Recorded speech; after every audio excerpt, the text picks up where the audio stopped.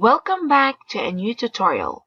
In this tutorial, we are going to learn what effect does obesity have on the risk of developing a cardiovascular or a heart disease. First of all, what is obesity? Obesity is a malnutrition caused by a diet that is high in sugar and fats, where large amounts of fat are formed under the skin and around the organs.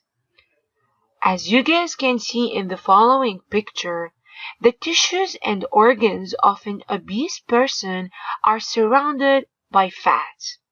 By the way, we mainly focus on the abdominal fat.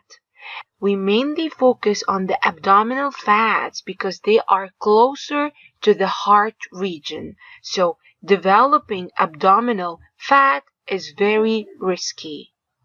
Of course, we need some fats to provide our bodies with energy, but too much fat can increase the risk of many diseases, including the cardiovascular or the heart diseases. This is because the buildup of excess fats in the blood vessels can block the passage of nutrients and oxygen to the heart muscle.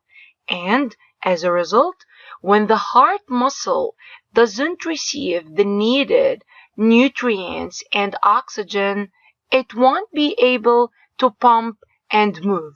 As a result, the heart will fail and heart attack occurs. So, too much fats can block the arteries and build fat deposits. However, measuring the amount of fat in our bodies is something which is very difficult, but we can still estimate the amount of fat in our bodies using the body mass index or the BMI. BMI uses the mass in kilograms and the height in meters. BMI is used to predict the amount of fat. It assumes that the mass of other body tissues is in proportion to height.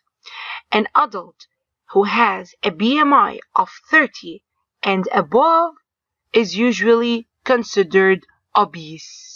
Have a look, guys, at this graph, which highlights the correlation between BMI with the death caused by cardiovascular diseases for over 4,000 Australian men.